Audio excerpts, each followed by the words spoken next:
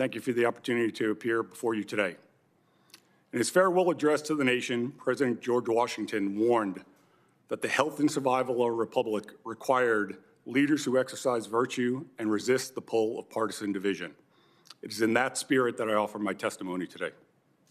I come before you not as an advocate for any political party or position, but as a nonpartisan former special agent of the FBI where I served for over 2 decades. My intent is to provide the committee with a clear, experience-based understanding of how the FBI operates, its investigative standards, institutional culture, and the professional norms that guide its work. The men and women of the FBI have long stood as a quiet bastion between order and chaos, guided not by politics or public acclaim, but by an enduring commitment to the Constitution and the rule of law. Their character is forged in an environment where integrity is not aspirational, it is required. Every day, often without recognition, they make decisions that demand moral clarity, professional restraint, and personal courage. These are not abstract virtues within the FBI. They are lived expectations, reinforced through training, supervision, and deeply rooted in institutional culture. The FBI's investigative process is grounded in predication, facts, intelligence, and evidence, not ideology or affiliation. Agents are trained to clearly articulate and document the factual basis for opening and continuing investigations. And those decisions are subject to multiple layers of supervisory and legal review. Equally important is the internal culture of the FBI. The bureau I served had no tolerance for political ideology or personal bias influencing investigative work. This was not simply a matter of formal policy. It was an expectation reinforced through leadership, peer accountability, and institutional norms. The credibility of the FBI, both in court and in the eyes of the public, depends on that neutrality. And FBI professionals understand that their work must withstand scrutiny, not only in the moment, but years later. Allegation that the FBI has engaged in broad, coordinated conspiracies to investigate individuals based on political affiliation or ideology are inconsistent with my experience and unsupported by evidence or reason. Yet the absence of credibility to these claims has not deterred Director Kash Patel from pursuing what can only be understood as a campaign of retribution against his own personnel.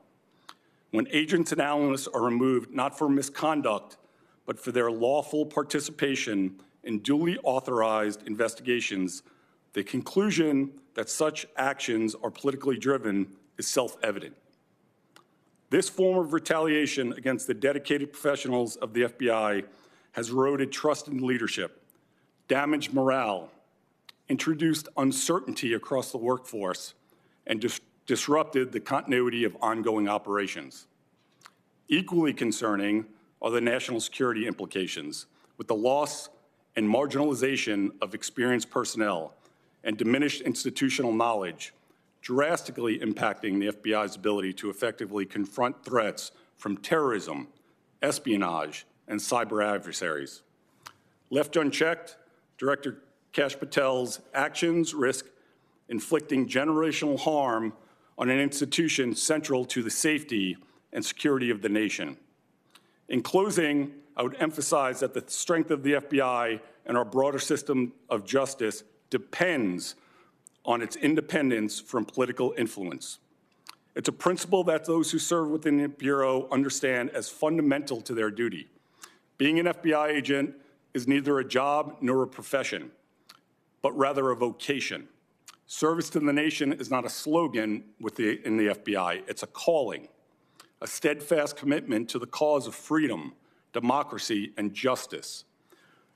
This ethos is rooted in a tradition of excellence that spans generations.